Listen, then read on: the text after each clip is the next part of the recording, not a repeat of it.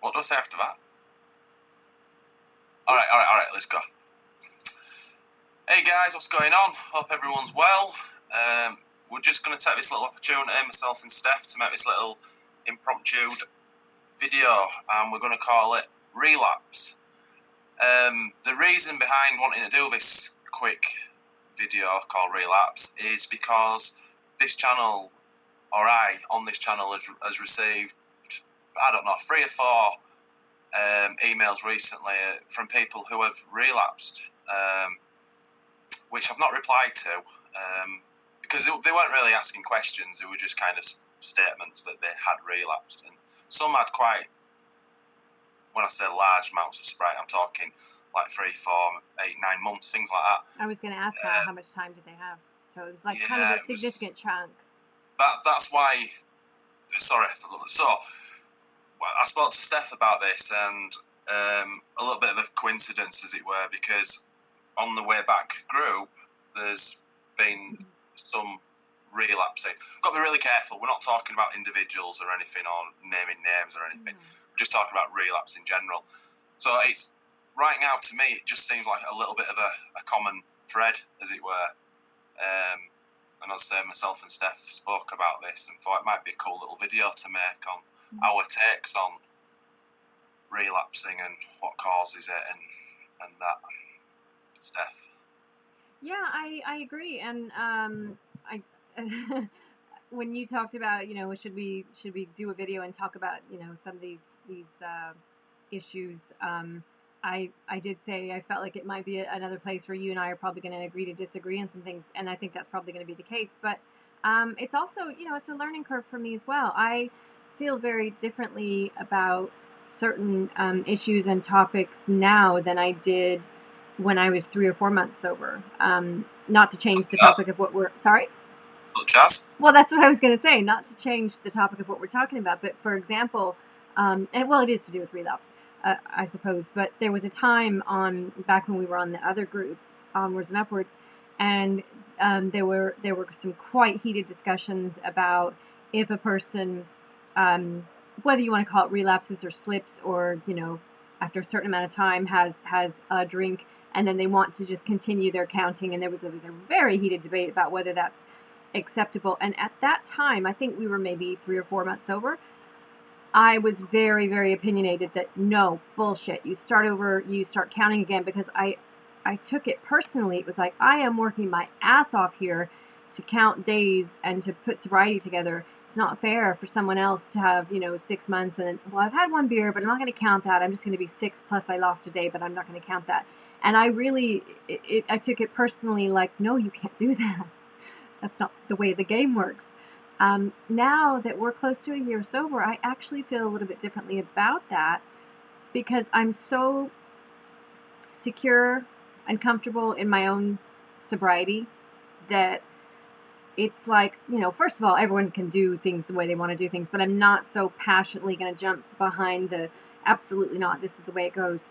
If somebody wants to say they've got, 364 days sober, but they messed up and had 1 drink 1 time, but they don't want to look at it that way, that's fine. It doesn't affect me, but there was a time when I felt like it did affect my sobriety. Like, that's not fair. Go ahead. I'm just saying my view has changed. I totally agree with you, but I think it's always funny how when we're talking about this, we use the example of that person just having 1 drink. Because if that was the case, I think everyone in the world would pretty much agree with you. But I don't think it's just 1 drink, is it? It might be a full day's worth of drinking. It can be, but here's the thing. And I remember going to an addiction counselor years ago, and he stood there with the big whiteboard and the marker and was and drawing circles and diagrams and things. I remember him talking about the difference between a slip and a relapse. And a slip being you trip and fall, and you just get right back up. You're still in the process of recovery or being sober, being on the path, whatever you want to call it. Relapse is full on back into a place where you're in denial, and you're just covering, any thoughts you had about being sort of woke to it all and doing the right things. You just sort of drink to forget. Do you know what I'm saying? There's a difference. So a relapse is top level, isn't it? I'm saying it doesn't necessarily have to do with how much you drink. It's more the state of mind. if you fall back into I'm not really an alcoholic and fuck it and all this. Well, a relapse is more than one day, Yeah, I would say. Probably. Because you're choosing, whether you chose to drink in the first place, but you're choosing to carry on drinking. Yeah, okay. So you've kind of, it's a bit harsh, but you've kind of blown it. That's a relapse. Yeah. Yeah? Okay. But just going back to your point, you're talking about counting days and maybe having 3 or 4 drinks in the space of like 3 or 4 hours. And then, you see, it all depends on day 2 for me. I know, you have a big thing about your day 2. That's it. This is what everyone misses. I could go out now and have 3 or 4 whiskies or 3 or 4 beers now and control it. Dead easy. I could probably do it all week. I think we all could. We could. Well, once you get a certain level of sobriety. But eventually, and it wouldn't take too long for me, probably, I don't know, 6-7 days, I would be drinking more and more, and I'd be wanting to drink more and more. So this is what narks me about people when they slip up. They forget about day 2, and day 2 is your fucking hard day. That's when you've got to put the work in. Day 1, you've blown it, you've fucked it, you've had 1 or 2 drinks, whatever you've done, or you've had a skinful. It's been done.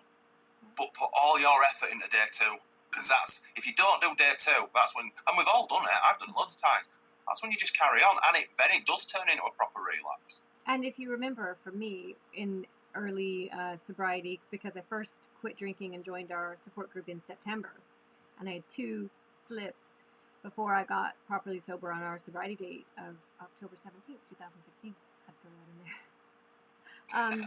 But 2 times I drank in one night, once it was a half a bottle of whiskey and the other time it was a few beers, but it was one time, and the next day I was right back to, I did the wrong thing, I made a mistake. That I wouldn't call relapse, because I messed up, I slipped, I fell back into an old behavior, for whether it was a coping thing or one of them was I couldn't sleep and I was pissed off with not sleeping, and I was like, oh fuck, I'm just gonna have some beer and see if I can sleep. But I was in the recovery process already. I was in the group, I was posting, I was talking to people. Glenn, look, we don't have to have the recovery disagreement thing now. I have said before, recently, I am no longer in recovery. I do not consider myself to be in alcoholism recovery anymore. I've done that. It's over. I'm not in recovery. But back then, I was very much in recovery. Just to make that clear. Fired up here, right? Well, I know what you're like with your recovery word. I was in recovery. I was in recovery then, but what I'm saying is I was in that process of recovery, and I slipped, fell back, drank. The next day, I was right back posting on the group, talking to people, and back at it. So I think you have to give credit to people who, like you say, the day 2, if they get right back to it. And even if it's not day 2, even if it's just a bit later, if you're still listening to podcasts and reading and talking to people and really trying. Can't be much later than day 2, because then, if it's 3 or 4, then you're in full relapse. Are you the rule maker? No, this is funny. You just I am the law. It's interesting because you've gone down a different route. You've caught me a little bit off guard here, because I think the question you're raising right now is, for me, you kind of want to determine what a relapse is and isn't. So again, like you say, we're not here to make the rules. In my eyes, a relapse it's not your day 1. Everyone can fuck up. That's not a problem, and that doesn't have to be a relapse. Whether you count the days or not, that's a different matter. But for me, a relapse is when you've ballsed your day 1 up, but you balls your day 2 up as well. And you still want to stop, don't get me wrong. Everything's there wanting to quit, but you might go 2-3 days, and then the problem is the trapdoor in that brain opens up as soon as you have that first drink, and it just leaves that holes for all these thoughts to come in and out of it. To me, that's the easiest way for me to define what a relapse is. It's when you don't take control of it instantly. Yeah. I guess. Well, look, I mean, obviously I had those 2 slips early on, but beyond that, we're almost a year sober. I don't have an experience with relapse when it comes to alcoholism, but I have experienced relapse in my eating disorders when I was, but I don't even know necessarily I would call it full relapse. Because it is slips. Yeah, because full relapse is that place where you're just like, fuck it, this is what I do. This is you're right back. This is my behavior, and you're back at it. There was a period of time when my bulimia and anorexia, behaviors were kind of becoming problematic and habitual again. But I was fully aware every single time. I'm doing it again. I'm doing it again, and making the excuses. I'm doing it because of this. There's a lot of stress in my life right now. I'm going through this. I'm going through that. But then there was that point in time, like you said, of nipping it in the bud. Right. I'm stopping this now, because if I carry on, I'm just going to keep making excuses. I'm going to keep falling into this habit without. So I think, yeah, I was still in the recovery process. I was just slipping up. Yeah, I wouldn't say it was a I relapse. think slipping happens. That's fine. I think my point is, don't let a slip turn into a full relapse. That's the key. But that's what nearly everyone does. It really is. I don't know many who haven't done that. Can I ask you something? For a second. Would you consider your choice to begin smoking again a relapse? Because you used to be a smoker. Was that a smoking relapse? Because I kind of feel like I've never thought of it like that, but yeah, definitely, yeah, I guess, yeah. Mm-hmm. By the way, I've stopped smoking, guys. Me too. Took me 3.5 fucking months. When did you quit smoking? What day? Oh, I think it was the same day as you. Funny enough. How does that work? Was it last Friday? I believe so, Steph. It's been a week. Incredible. What a coincidence that is. What time did you have your last cigarette? Funny enough, 5 hours before you. So I'm winning. So I'm 5 hours sober, and I'm 5 hours less nicotine than you. So I'm win-win. It's fine. You know that. Yeah. A relapse. I guess it is, but people don't tend to look at smoking as in that way, do they? But you can look at it that way. It's an addiction. Come on. It's an addiction. It's an addiction. Yeah. Nope. Yeah, but I didn't. Well, here we go. This takes me in. This is very interesting now. I was just going to say I didn't relapse because I chose to smoke. I wanted to smoke. Yeah, I did. That doesn't make it not a relapse.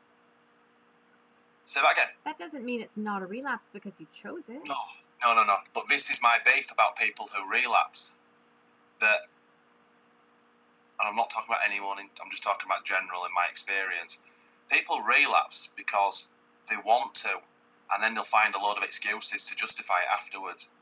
I've got this pressure, I've got this going on, and we can all make these excuses and outside pressures, internal pressures. It's all bollocks. No. Be honest with you. Be honest with yourself and just sit down and say, you wanted to drink. Yeah, but it's not bollocks. It's the nature of addiction. Of course, we have all these excuses. Sorry. The bollocks bit is them not telling the truth to why. That's the bit that's always nagged me. When I relapsed in the past, I used to come straight out there and say, didn't want to contact you guys because I did not want you to talk me out of it. I wanted to get fucked up. And I knew completely what I was doing. And in fact, I knew this would come in a week earlier because I've been planning it. Yeah. Now, we'll never be able to do this, but I'd love to put a little spot test out to people who have relapsed in this, or this year, for example, and just say, did you really do everything that you were supposed to do? Because we're all pre-programmed with all these tools now. We're all supposed to be on autopilot. For the little triggers, they'll go ping, ping, ping, ping, and the warning alarms will come on, and we'll do whatever we need to do. No, of course they didn't do the things they were meant to do. In fact, I've spoke to 2 of the people who recently relapsed on our group, and they both said the same thing. Number one, not using the tool of reaching out when this person knew that she was going to drink. Not wanting to use that. The wording's... No. Sorry.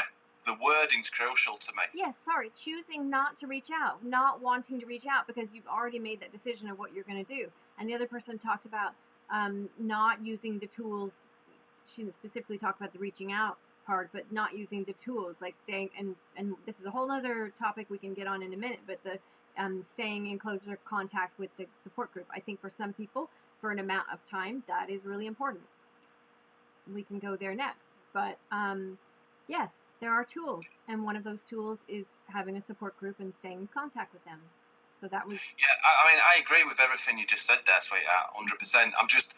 the only argument I have with people is when they relapse is they're not honest with themselves. That's my only point. Oh, you mean it's kind of like they'll say like, wow, this circumstance happened and that happened and it was too much for me, and just come out and tell the truth. Don't say you drank because of something, because we can all do that.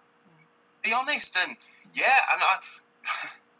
sorry, I'm going off on one slightly, but if you've drank because of if you're at our level and you've been at this a year or two, let's just say, so about whoever we're talking about people who've had a couple of years experience, desperate to quit and maybe have relapsed a couple of times and hopefully are on a good run at the moment. That's kind of where I'm pitching this at. Those people shouldn't have any excuses, because they know damn well that they should be dealing with whatever that excuse is and sorting it out. yeah. We know better than anyone. We can't put up with anything now. I know. Okay, so let me just. I agree with what you're saying, but let me just put this back in your court. The smoking again. You used it as an excuse because you were trying to still lose some weight, and it was a way to control. I used it as an excuse after I started. It wasn't why I started. Okay. But yeah, sorry, a week into it, I was loving it because of the weight, but it didn't. That wasn't the initial thoughts. But what were the initial I wanted to thoughts? smoke. Simple as that. Just like I wanted to drink. Simple as that. It makes no sense. You know, but you get the taste for it somehow. Yeah. Not sure how. Do you know what? I think you're after the dopamine. You know, this is what addiction is about, right? It's getting that dopamine release in your brain, and you'll go to different things to get that. And especially, I think once you're sober, when you're craving that dopamine, you're going to find a way to get it. It could be, I mean, for me, as someone with having had an eating disorder, I would get a dopamine rush from the binging and purging. That there is a massive dopamine rush in that. And I remember the time, we've talked about this a few times before, but when it started again for me, and I was talking to you once at the gym. We were just a quick video chat because I was asking you about something I was doing, whatever. And we had chat was fine. You asked if I was okay. Yeah, I was fine. I can't remember how sober we were then. Maybe 4 months, 5 months. I don't know. Anyway, I finished with the call with you, and I already knew in my mind exactly what I was going to do. I left the gym right there. Didn't finish my workout. Maybe did 20 minutes, and then I left. And I was driving home, and I wasn't driving home. I knew where I was driving. I drove to a shop, and I bought a ton of chocolate and biscuits and stuff, and I knew exactly what I was going to do. And I remember that moment where I had that thought of, I can stop this now. I can call someone. There are plenty of people, you know, on the group, people I know who I could call right now and say, okay, I'm just about to relapse into, you know, bulimia. But no, of course I wasn't going to. Too late. It was too late. I'd already made up my mind what I was going to do. And yeah, I wanted my addictive brain wanted the dopamine, and it didn't. The side of me that wanted, you know, sobriety, or call it what you want, but you know, to do the right thing didn't win. It's crazy. I think I struggle to, when you talk about binge eating or food disorders, smoking, even drugs, nicotine, maybe marijuana, not hard drugs. It's still, all that stuff is not alcohol, and it doesn't. So it's quite difficult. What I'm trying to say is, you can almost afford to smoke again, to smoke a joint, to binge eat. You can almost afford to do that because you know short term it's not got sort of long lasting effects on you. Whereas if you dabble with alcohol, it fucks you. It's not drinking. No, it's not drinking. And I've wrote about this in my blog a few times about all my demons and how any one of them can kind of pull me in that direction at any time. But alcohol was my nemesis. I had to get that one out of the way before I could start dealing with, you know, playing the whack-a-mole game and dealing with the other things that came up.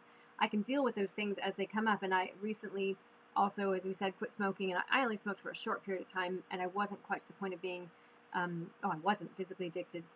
mentally. I was only having 3, 4, at the most 8 a day, but that was only for maybe a week. So when it was time for me to just knock that one in the head, it was just another like whack-a-mole. And I haven't thought about having a cigarette all week. Haven't thought about it at all. It's fine. But yeah, no, all I was saying is you're right. The alcohol is very different. It's a different beast. And if you're bogged down in that addiction, you can't deal with any of the rest. You get that one out of the way, these other ones you can deal with. And there are plenty of people I know who smoke who are like, I'm not going to quit. This is just, I'll deal with that one day. That's fine. That's no judgment on anyone who binges or is in a sugar thing, or smokes. No, it's not a judgment. Yeah, the smoking one is a tricky one, but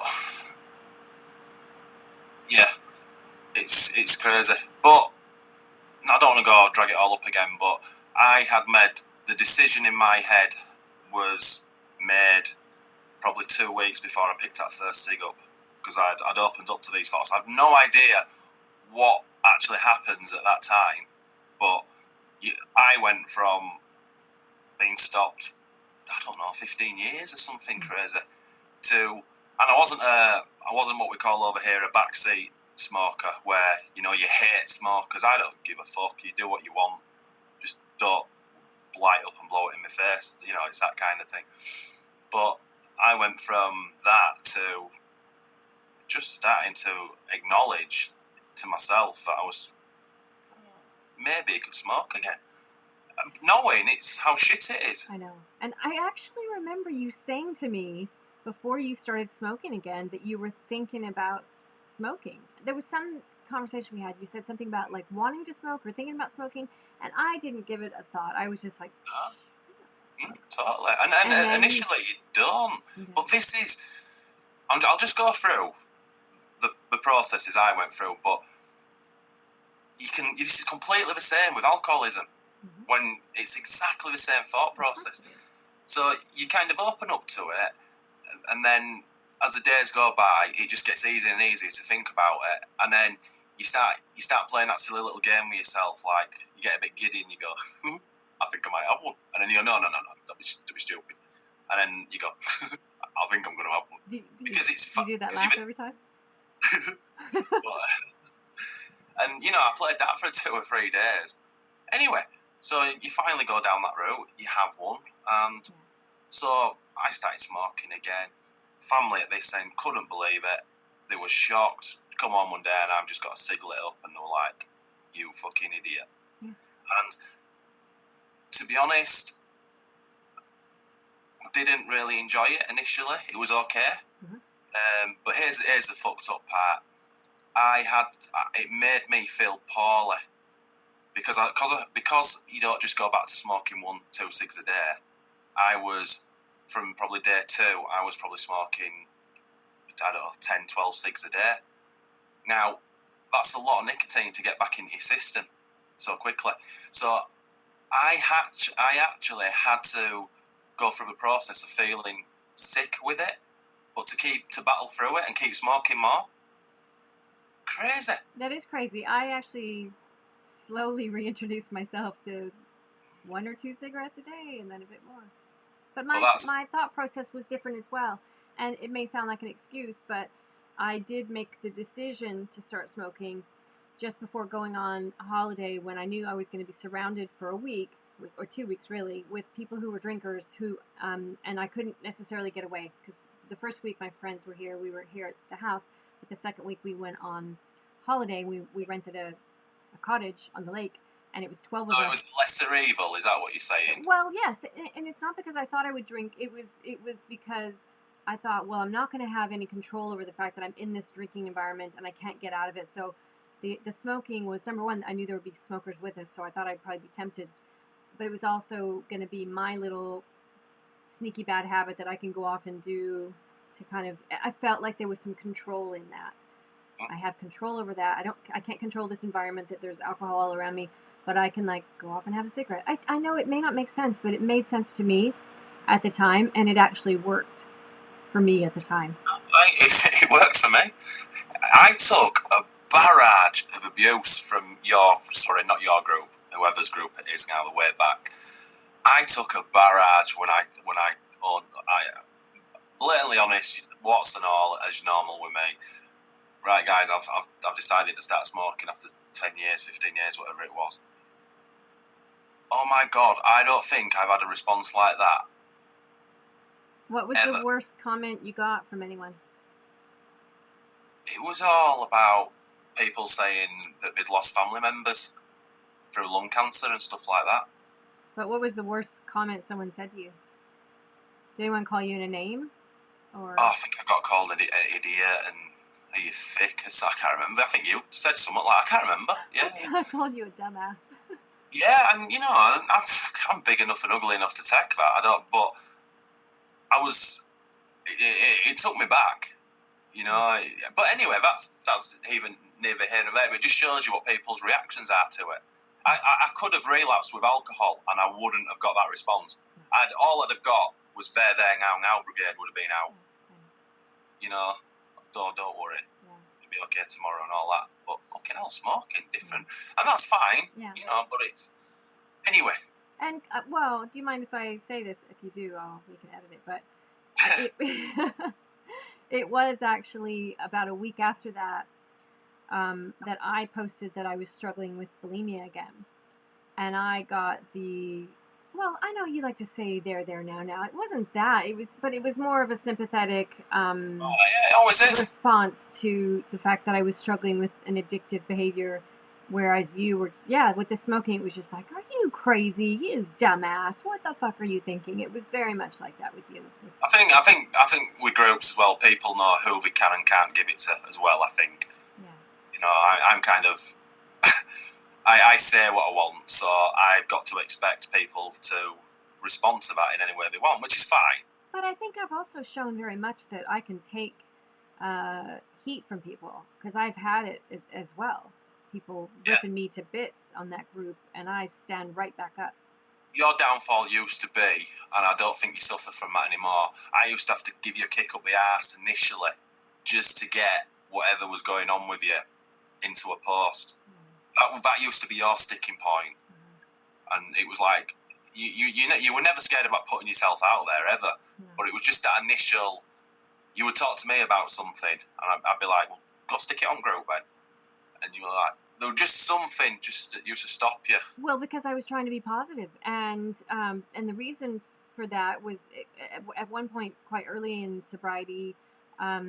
I don't remember, and it's similar to your post about smoking. I had a bad day, or I was in a bad place, whatever, and let me just preface by saying I had, before this point in time, kind of become this, I had this image of being very positive, and I was always putting positive posts and positive stuff out there, and it was very like... Queen Bee. What? You were Queen Bee, daft as it sounds. You were on top of the group, it was your group, and rightly so. No, you might not want to hit like me, but you were. And obviously, you're at the top of the ladder. You've tried to create this little thing for everyone. You don't want to be seen as weakness. People expected a certain type of post to come from me. And one day I was having just a shit day. And I think it kind of started like that. The post was like, I'm in a really shit place, blah, blah, blah. And the response I got from people was, no, that's not our Steph. It was, I really felt from some of the responses, I can't remember what they were, but what? What are you doing? There, now, brigade. Carry on, sorry. No, I'm saying people were giving me shit. They were like, that's not you. No, that's not our positive stuff. It was kind of like, where'd this person come from? Like, you're not allowed to have those negative, and I kind of went away from that thinking, well, I can't really put myself out there when I've got something shit happening. But I very quickly learned that no, and if I have and you did help me with that, if I have something going on that I need to talk about, I need to stick it up there. And I have always put myself out there, as you say, warts and all, but basically brutal honesty. And I think, I hope anyway, that people appreciate that. You get more back from it. Mm-hmm. You put yourself out there, people are more honest with you. Yeah. It's generally not what you want to hear, but it's what you need to hear, usually. But I think the honesty on the other way, looking at the other way, is it's what other people need to hear, because I think we all feel like you know, we can hear someone talking about they have an addiction to this or that, or they've got, you know, various things in their life, but you sort of think you're the only one that's that fucked up. No, okay, yeah, everyone else has the same thing as me, but no one's as fucked up as I am. So when you go and you put yourself out there and you say, actually, I'm so fucked up. I've got this and this and this and this and these thoughts and those thoughts. It's like a relief to people out there to go, okay, God, I was the only one who not only had this alcohol issue, but I'm also whatever, you know, just, you know, putting it out there. I'm not talking about necessarily different addictions, just that we all have this fucked up thinking. Just on that very quickly, yeah, you're absolutely right. And something that you just reminded me happened on the way back. I can't remember the number. It was certainly 2. It quite possibly could have been 3 people messaged me behind the scenes or after that smoking post who were like, did not want to put themselves out there and get the barrage from the group people, but they were doing exactly the same and it was working for them. Mm-hmm. You know, so there's always 2 sides to it, always. And I remember on Onwards and Upwards, I can't remember how it came about, but I spoke to maybe 2 or 3 people who are no longer, they didn't go to your group, who they found marijuana, basically. Now, right or wrong, I don't care. That's up to them. To me personally, it's still an addiction. Yeah, you know. Of course but if it works for them, then fine. You know, knock yourself out. Exactly. But I don't judge it at all. And as I was very open about when I went on my holiday and was smoking cigarettes, I also smoked pot. I smoked pot twice. Didn't like it.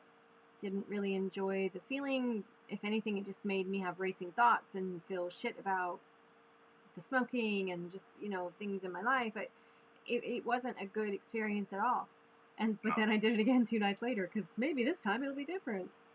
That's how we are. But we get less and less of that as we go on. Yeah. It really does calm down. I really can't see myself smoking pot again. I'm not going to say that I'll never do it again. But you can never say never. No, you can never say never. But I honestly had such a bad experience with it that week. What about me? You turned into a Rastafarian. I expect you to, next time I spoke to you, a big bong, you know, and... Anyway, put me off. But yeah, I think you've still got to go through these little brain farts, haven't we, to come out the other side of them stronger. Right. But anyway, back onto relapse, alcoholism relapse. Mm-hmm. So the thing I find really interesting is, and I can only speak about, I don't know what you've heard of your relapses on the way back, but I do know what I've heard about on the YouTube people, and it's relationships, you know, jobs, careers, it's all the same stuff. But I just think these people, they need to man up and be honest with themselves and really dig into yourselves, and the excuses are there all day long if you want them. But you see, I'll tell you what I don't understand. Going off slightly, you alluded to it earlier about me leaving the group and stuff. It was time for me to do that. Mm-hmm. You know, now if I relapse now and I come back on with my head in my hands going, oh, I shouldn't have left this group. Sorry, come back on. Join the way back again, the group. No. If fucking Paul or Max or whoever admin let me on, cap in hand, begging, can of Stella in my hand. I think we would have to do a vote. Anyway. Am I really that disliked there? Everybody loves you. What was my point? No, I'm sorry. And then I come back on the group and I'm like, oh, do you know what, guys? I fucked up. I shouldn't have left this group. Complete fucking bollocks. That is. It's not true. It's not true at all. It's just an excuse.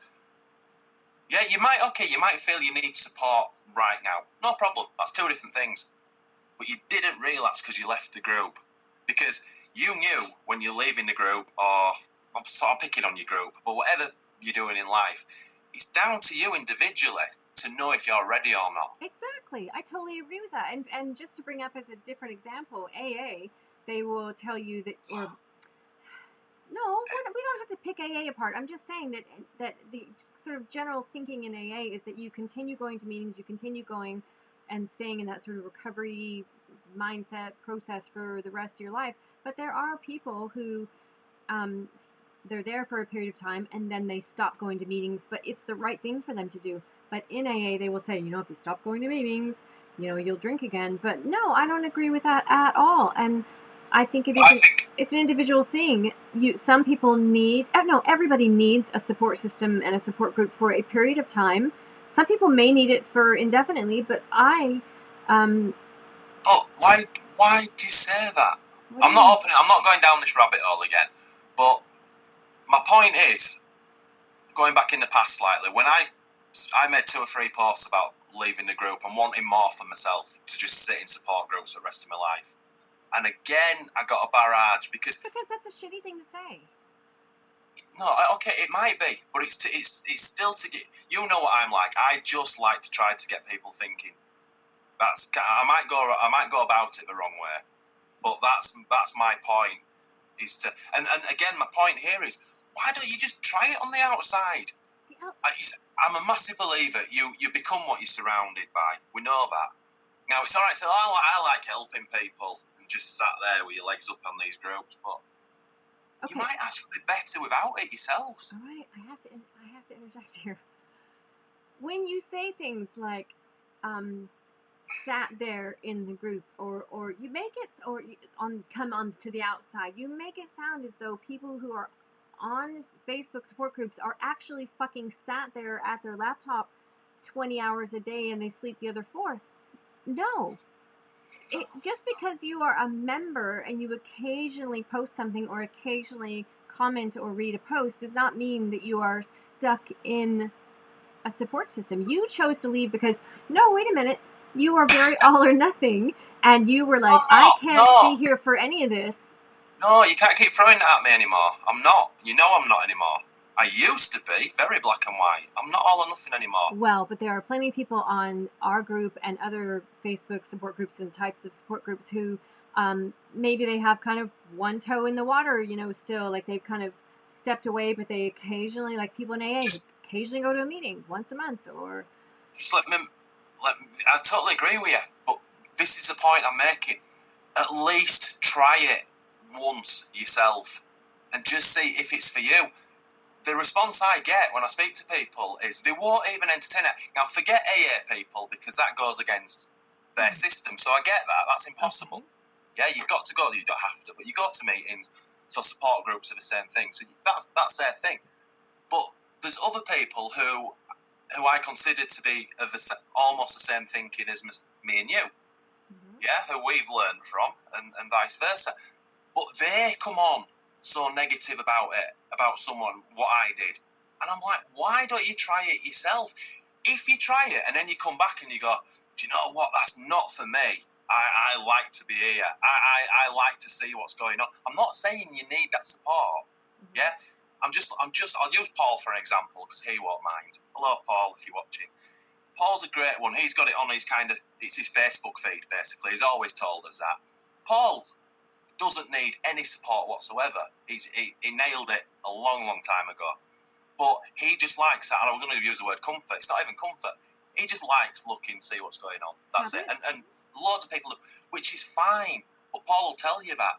I just, again, we're not talking about anyone individually, but I just think people should be a little bit open-minded and think, I could try that. And if it's not for them, that's fine. Yeah, but see, don't just condemn it first. I think you're the one being closed-minded because you're suggesting that it has to be you physically leave the group, remove your name from the group, don't go back to a meeting, don't do any of this stuff. Like, that is your way of saying, like, try the outside. Whereas what I'm saying is there was a time when I was stuck there. I put myself in the group, on the group all the time, every day.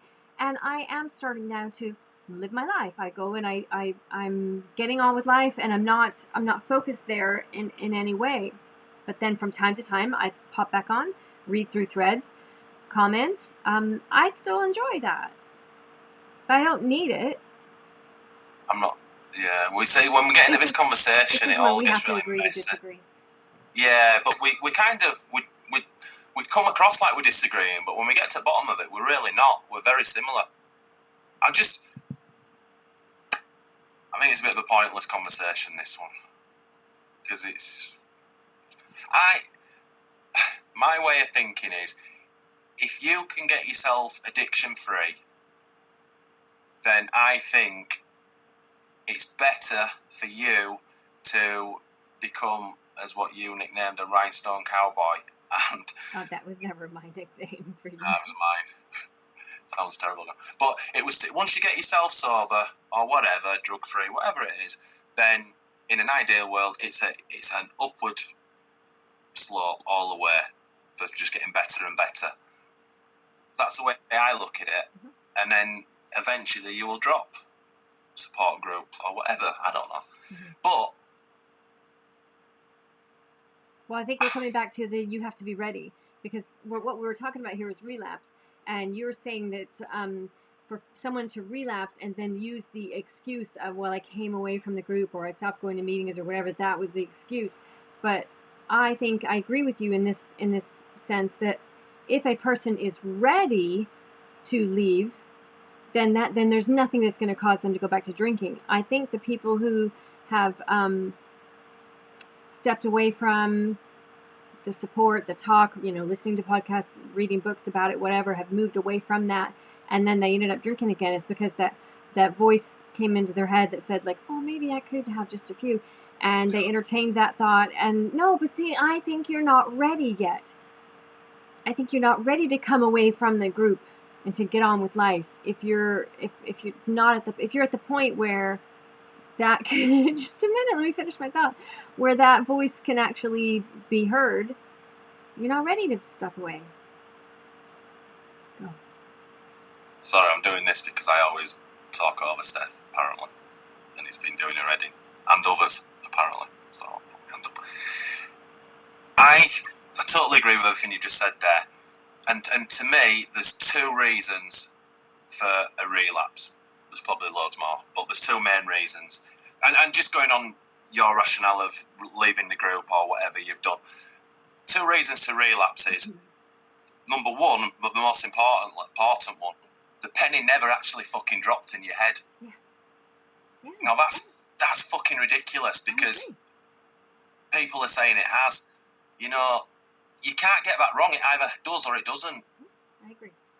And secondly, you've not dealt with all the shit in your life that you need to deal with. Agreed. Yeah.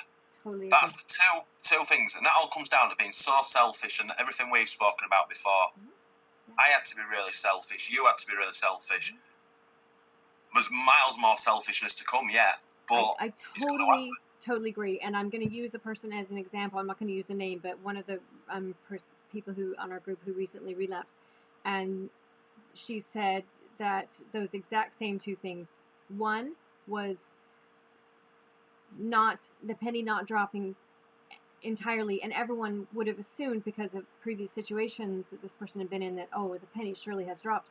But this person needed that next relapse to really get, I can't drink again. I can't. No, that was the penny dropping. Let me finish, Glenn. That was the penny dropping for this person. Let me finish. And she also said she hadn't dealt with certain issues that she thought she was dealing with, but in retrospect, after the drinking, after the relapse, looking back, realizing she hadn't quite dealt with some issues that were going on in her life. So, yes, I agree with you totally, but someone can go through a hell of a lot of rock bottoms before the penny drops, and that is my case. Definitely, I even though I've not relapsed since getting sober, but all the years of trying so hard to get sober, I kept having those moments where you would think the penny had dropped. Falling to my knees in tears and like, I've got to stop this. And then I would I'd read a book about how to moderate, and I was like, ooh, this looks good. So I get it. But for me, it had to get so fucking bad that I was drinking a bottle of vodka a day to stop from having shakes. The penny fucking dropped. I will never entertain, and I know some people will hear me say this and go, I don't know, the voice is always, no. I will never entertain the idea that a glass of wine might be a good idea. And I've said this before, and I'll say it again. I think, at least for me, when you reach a point in time where you're on your knees in your closet struggling to get the lid off a bottle of vodka because you're shaking so bad, the idea of a glass of rosé on a hot summer day is never going to appeal. That was my penny drop moment, but it took a really long time and decades of heavy drinking and progression to get to the point where I'm like, I can never drink again. I know that. Yeah, totally agree. But are we not kind of talking about people who we thought the penny had dropped? Yes, exactly. We are talking about that. But I think everybody has their moment. It doesn't have to come to it doesn't have to progress to a point as bad as I got or you got, drinking a liter of whiskey a day. It doesn't have to progress that. The penny drops when you realize either this is not the person I want to be, and you're sure about that, or you absolutely know drinking is not going to lead you anywhere but down. So here's the thing. Totally agree with all that. And that's where everyone who relapses, that's exactly where they fuck it up. Because when those initial thoughts come into their head, whether they want to call it the voice, a monkey, whatever, that's when you've got to deal with it there and then instantly. Yeah. You cannot let that fester. Yeah. And that's what, obviously, everyone who relapses, they don't touch it, they don't deal with it. And that's quite a scary thing, but that's... it's quite a scary thing. Because we've always known that anyone can relapse. We've seen it. We've seen people or heard of people relapsing after 10 years. So let me ask you this: since leaving the support group, have you entertained, or not entertained, have you had thoughts of drinking? No. Never. No.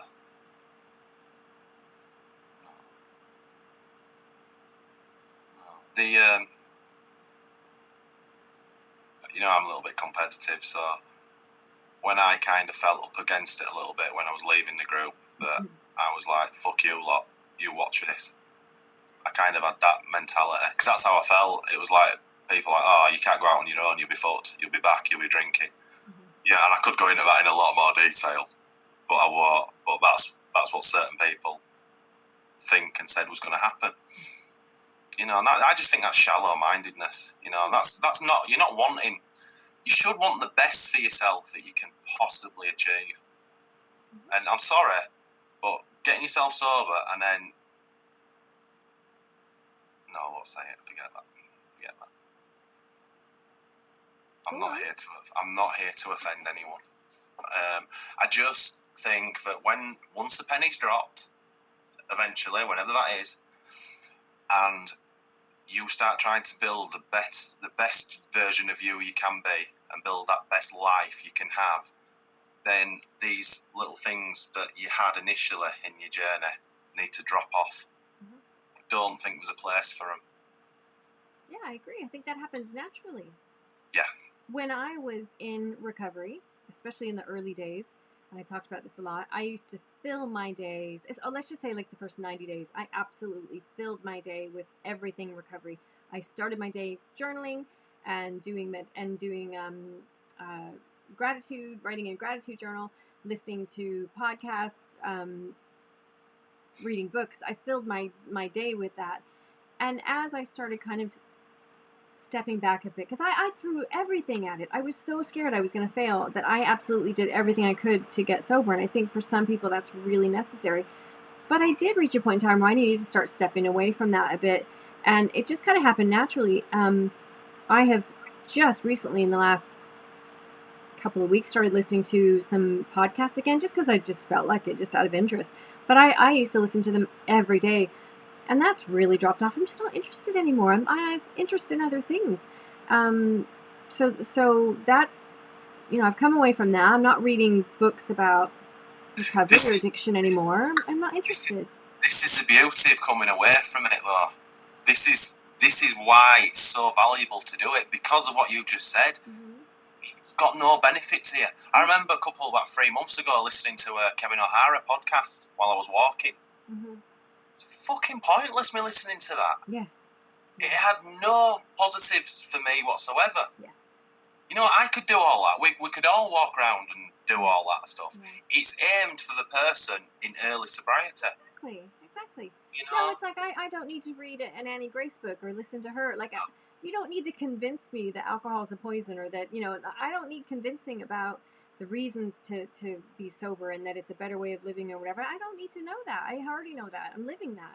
So, with that said, this is my point about the group side of it. When you get to a certain level of sobriety, then isn't it? Do you not automatically just sort of walk into the sunset? Yeah, you do. You do. And what benefit is it to you? Here is the fundamental place where you and I disagree, and we're just gonna fucking have to agree to disagree, because I have walked into the sunset. I am not in recovery anymore. I don't use the group to be in recovery anymore. I don't need it. But I enjoy hearing what other people have to say. I still enjoy the connection, and I like to post things that help people. I just enjoy that. It's something I like to do. Cool. But I have walked off into the sunset. Cool. I know you don't think I have.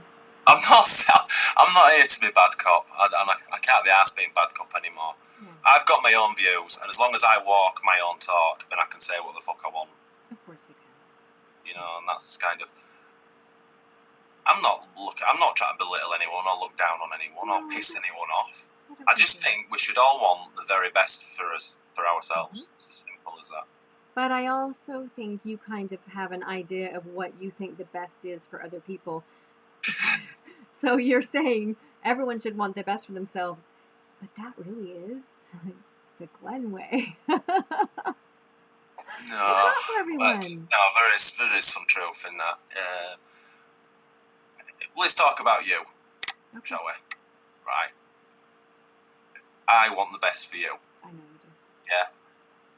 I don't expect you to be. You see, you tell me that you've cut down a lot. I have to take your word for that. Yeah.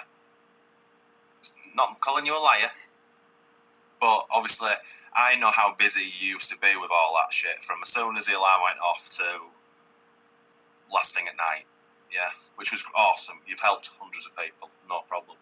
But then I think it became apparent to you that that was taking its toll on you, and you needed to calm it down, and you moved away from it slightly. In because it's particular, the individual time I was spending with. It's draining and tiring. Yeah. So you did all that, and then you finally got yourself to this level where you're really happy, and that's awesome. Where you say you hardly do anything. I have no idea. I kind of, there's a bit of me going, I'm not so sure. But, you know, I trust what you say. But, sorry, let me finish. But my vision, my vision for you, because I think you are very similar to me. You're just a little bit more polite in the way you do things. But I think you do want the very best for yourself and your family and career and all that stuff. Now, I do think that you will automatically drop these things, all of these things, in time. I agree. Yes, I agree. And I just think, the Glen way would be everyone kind of does that. But I understand it's not for everyone. You need to write a book, The Glen Way. No, it's not, because I'm coming across like a bit of a wanker. No, that's actually kind of a good title of the book, The Glen Way. I like it. Anyway, no, I just want to speak to your thing about me saying that I've cut back, or I don't have much to do with the group as much as I used to, and you're like, I'm not quite sure. As I've said to you before, but I'm going to say it on here as well, it's impossible to sort of in any way prove that, because particularly with the group now, the group the way back, it's not a very busy group. There aren't many people posting. I can very easily go 2 days without looking at it, without it having any effect in my own mind. Like, I'm busy, I'm doing whatever, and I will, if I'm just not doing anything, and I'll pop on my phone and have a look, there'll be 3 notifications that there are 3 new posts. That's it. And I'll look at them, and I'll comment, and then that's it for like 2 days. Like, so it's not like when we were back on Onwards and Upwards, where it was a massive news feed of like, it would take time. Everybody's sober? I'm sorry? Is that because everybody's sober? Yeah, everybody's fixed. No one's posting. No, I'm being dead serious. Is that why? I don't know. Well, I mean, that's fucking awesome if that's why. I don't know. There are a lot of people who are in the shadows or whatever who don't come on and post much. Yeah, I think they probably are sober and getting on. But the majority of the group's sober. That's fucking awesome. I would say the majority of the group is sober. That was a vision from the group from back in my day, wasn't it? Of course it was. But No, the point I'm making, I'm just speaking to what you said. I don't have much to do with the group anymore day to day like I did, because you just don't need very much time on that group. There's just not much happening. Yeah, you're certainly better off. But I mean, I've done that. This was supposed to be about relapse, and we've really gone down a different rabbit hole with this. But I had to do the same with other groups that I was on. Really random stuff. Even walking groups and stuff where I was just sick of seeing the same stuff all the time, and I wanted to see different stuff. That's why they're massive friend culling as well, which is really harsh, but it's really beneficial as well. Because if you don't monitor your friend list, it can get out of control quite easily. Because it's always nice just to keep adding people. But you have no contact with these people whatsoever. I had upwards of over 800 friends for a while, and I've cut that in half. And I'm actually now contemplating getting rid of my Steph Facebook account altogether. And yeah, I don't know. No, that's each to their own. There's no right and wrong way of doing it. It's whatever you feel comfortable. I was close to about 600, 650, and I'm down to under 400 now. It's a lot nicer, and you see more things. Because of how Facebook works, you see newer posts now, and it's just a bit. And I tend to keep it as positive as I can now, because that works for me.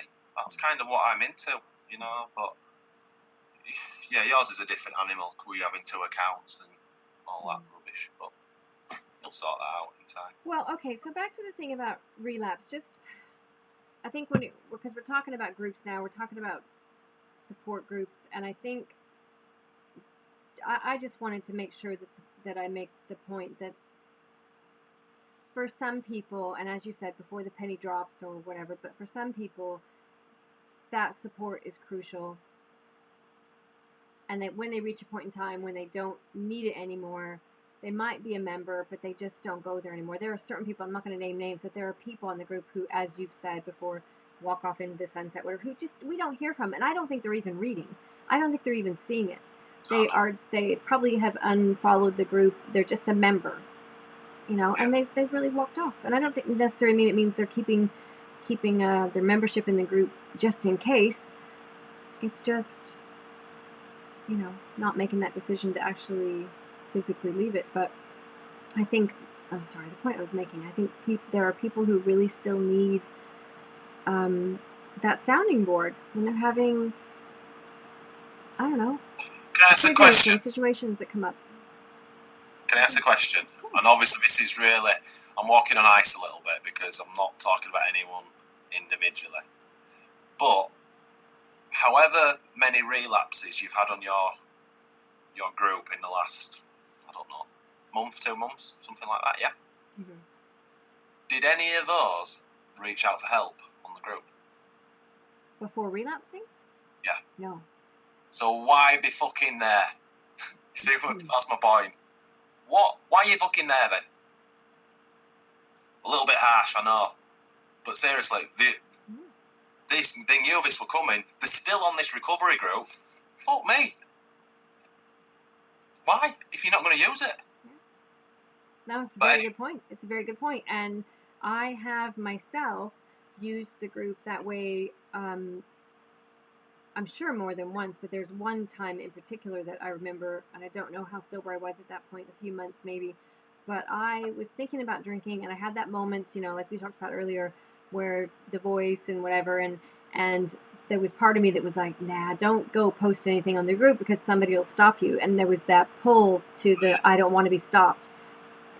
But I did pull myself to the support group first, and I went on. I didn't want to actually make a big post saying I'm thinking of drinking, so I just actually went and put it in someone else's post in the thread of comments, I was like thinking of drinking, like trying to just kind of whisper it, like if someone notices and they say anything, then I'll go with that. But if no one says anything, then I'm drinking. It was really this is the annoying thing to me, because, and we keep using that phrase, the penny's dropped. It either has or it hasn't. Either way, you know if you pick a drink up where it's going to take you. So you're choosing to go down that hole again. Nobody else, no matter what your situation is, it's you're choosing to pick that for yourself again. Yeah, I wouldn't say this to someone who's early sobriety, because you have to do that. But I'm talking about people who have been there, who have been in, people like me and you who were really in shit. You had seizures. I was lucky enough. I didn't have anything like that, but I was suicidal because I drank that much. I wanted so much more. And the majority of the people I've spoken to have all got similar backgrounds. So why, when you relapsed, are you coming up with these bullshit excuses? It's about the way you live, or it's your relationships, it's your job, whatever. Fuck it, get it sorted now. That's what we've done. Okay, Dr. Phil. You've got to be fucking selfish. You really have, if you want to save yourself. You do. Otherwise, you're just going to keep dealing with the same shit constantly. And I do think the majority of people do that. Don't sit with it. I mean, I think they do with all the positives. I think when they start realising, when they start dealing with all the shit that they should have dealt with, things get better. But it's not easy, and it's not nice. Fucking hell. It's massive.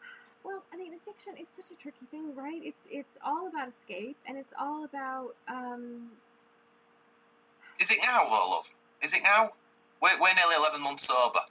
Is that still what it's like for us? Are we looking to escape? I'm talking about, generally speaking, the whole reason people use addictions are to escape from what you're thinking and feeling. You want to shut your brain off. You want to not feel things. That's the reason for it. So we both had that, and we both dealt with that. Yes, but I'm saying you have to learn new habits. You have to learn how to face life head on. And so when life is coming at you, and there are times when you're, in AA they talk about the angry, halt, hungry, angry, lonely, tired. There are times when maybe you're physically drained and you're tired and you're hungry and there's various things, and then life is coming at you like a freight train full speed with issues, and you're weaker, so to speak. And so those are the moments when you have to fight harder, because you're more likely to fall into old habit way of thinking of, you know what, I just want to shut my fucking brain off. I want to stop thinking. I just want to escape. I agree.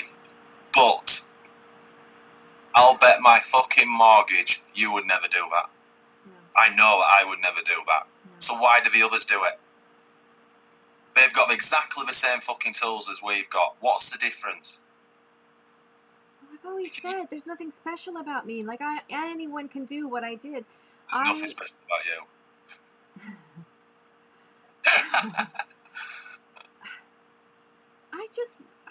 I think that for me, at the end of my drinking was really kind of like a near-death experience, because I really, truly believed I was killing myself, that I was going to die. If I didn't, at some point very soon in the near future, after, at the end of my drinking there, develop some sort of cancer or liver disease or something, I was going to kill myself. I knew that death was imminent. It was going to happen. It had just gone on too long, and I had to do something or I was going to die. So for me, it's always been, I haven't forgotten that.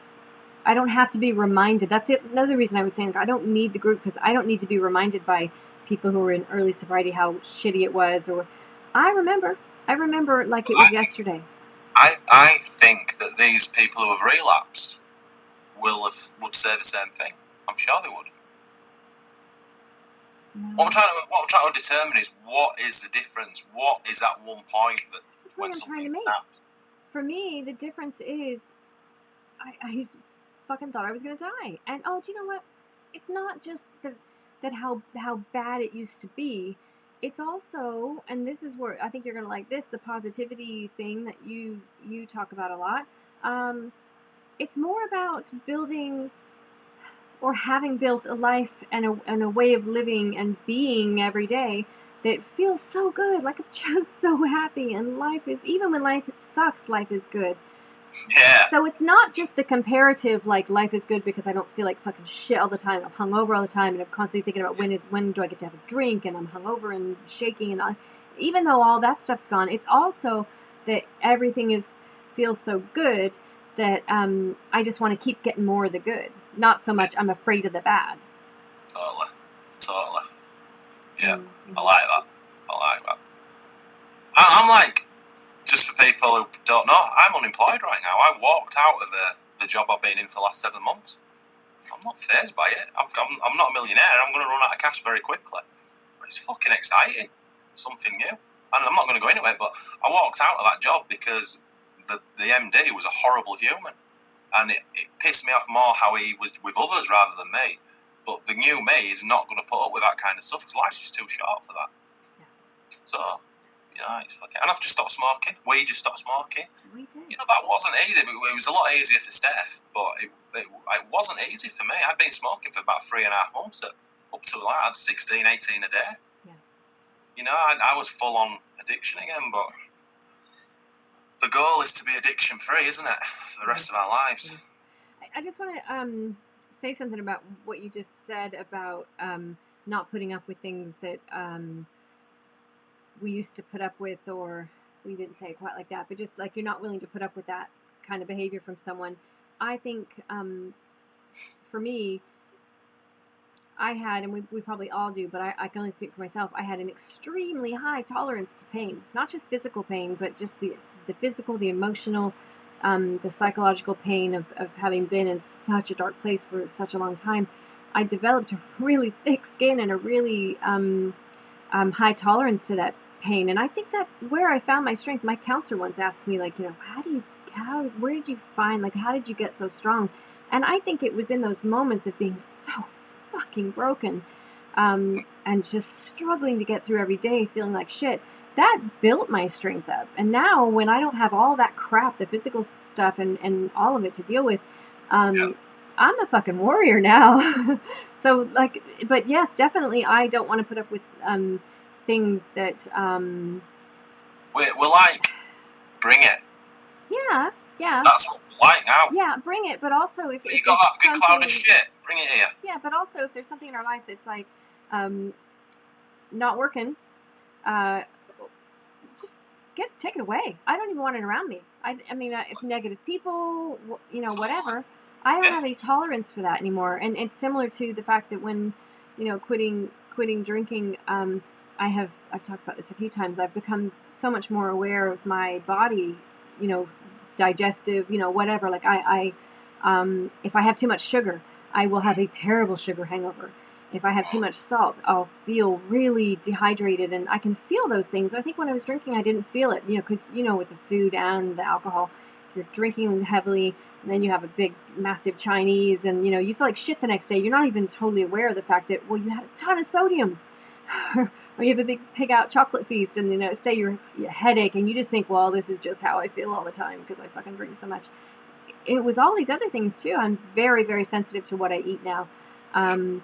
And I think, yeah, the same thing with, like, negative people or negative situations in my life. I'm sensitive to it not because it's going to make me weak, but because I don't have time for that shit anymore. And I don't want it. And you're like the fucking Conor McGregor of alcoholism. I love it. Yes. I love it. Sorry, who's that? Never mind. That was wasted on you, wasn't it? Never mind. It's a compliment. Okay. Don't worry. But yeah, no, you're fucking right. That's what it's all about. But I don't think everyone sees it like that. No. Which, you know, that's up to them. But I think we'll have to see it like that eventually if they want to keep improving. Yeah. You know. But anyway, that's... Well, as they say in AA, it takes what it takes. Oh my God, you like AA fucking quotes today, aren't you? Tell me that one from yesterday that you told me, which I loved. Wherever you go, there you are. Wherever you go, there you are. I love that one. I love that one. That's great. That means a lot to me, that. It's very true. You take whatever you've got going on with you, you take it with you. So, you know, for example, and not to use you as an example as leaving your job. You left your job because you weren't willing to deal with this asshole anymore, and that's totally understandable. But there are people who just can't seem to find happiness in a job or a relationship or whatever you want to call it, and think, right, I'll just, pick up and move to a new, because everything will be perfect. The grass is greener on the other side. This new job will be great.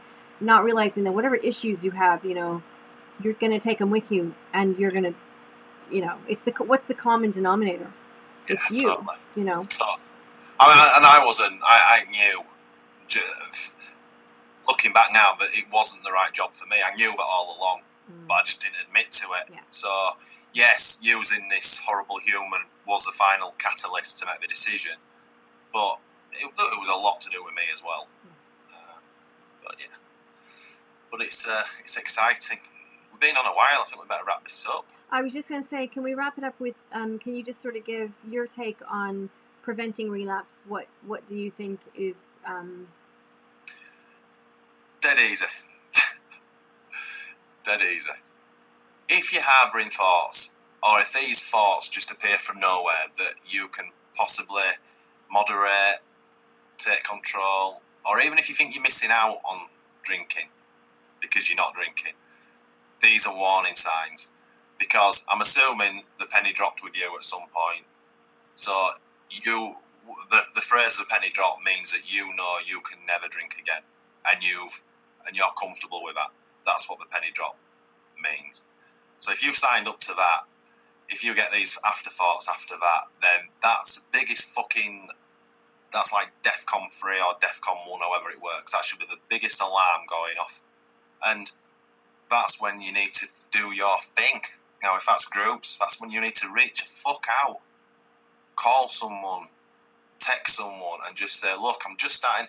AA, despite how much I criticise it works perfectly with them because they're so used to seeing that stuff, and they know, even these things that you do not think are important, these little odd thoughts initially, these do tend to lead to the bigger problems. So, again, it's that simple for me. Very black and white, unfortunately. If you've signed up, you've signed the contract that the penny's dropped for you and you know you can no longer drink, then anything other than that thought process should ring alarm bells with you. And it's not something you really want to deal with yourself, because I don't think we can deal with it ourselves when it gets to that stage. What about you? Connection. So even if you, whether if you're in AA and you stop going to meetings, or if you have online support groups and you stop doing that, I think if you have at least one person, and you and I can be an example of that, you have that one person who you can talk to, who knows you well, who is going to see right through your bullshit if you start, having thoughts of, I could control whatever, just, even if that never even comes up, but just staying connected to someone who is part of that part of your life, that tribe, so to speak. Yeah, completely. I think that's really, really, really crucial. Sound advice, Mrs. Boots. Sound advice, that.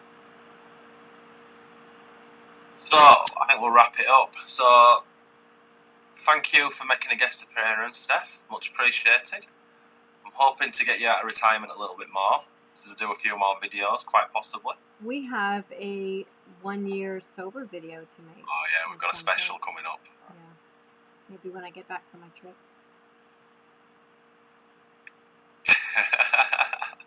So yeah, I've got my 11th monthly video coming in next, I don't know, 2 weeks or something, isn't it? Whenever it is. And then as Steph says, we've got the special 12-month one, which would be special on its own, but there's going to be a few kicks to it. And what we're going to try do is we're going to try put a bit of a script to it and just actually put a load of bullet points in, just talking our individual ways of that 12-month process, because so much happens in that short period of time. It's unreal. Yeah. I've been very reflective recently, thinking back over the last year and how much I've changed and so much has happened. And so I'm really looking forward to kind of looking back over. You can 2 weeks after, you can be a different person. Yeah. It's mad. Yeah. And to someone from the outside and looking in, they're like, he's not normal. but just everything's going on, and it's just, yeah, it's mad. So we're going to try and put that into words and get it onto some paper so we can kind of just put it out there, and our definitive journeys that we both went on, although very similar, quite different as well. But I think it'd be really nice just to put our little two penny thing on what we both went through. And it's a huge celebration for 365 Club. That's what we all aim for, isn't it? I think that 1 year thing, it's a little bit special, you know. So yeah, looking forward to doing that. And I am going to try and sneak around to make some little personal videos again, if she will. I think she will. We'll see. I will. You will. I will. I won't get into why I took my videos off. Just took your bat and ball home. No, just my kids and some, personal. Yeah, I just decided to not have my, apart from our video that I think it's titled our first interview, which was you and I, and we kind of go into pretty in-depth detail of our journeys. But I just decided for the time being to have my personal story videos not be on the YouTube channel right now. But yeah, I'm an open book, so we'll talk some more. Definitely. Well, if anyone who stayed to the end, thank you for watching, and see you later. Bye. Oh shit. No, it's not the same joke again. You not get tired of that joke? You don't, do you? Jesus Christ. Look at that for a dog. Cameron!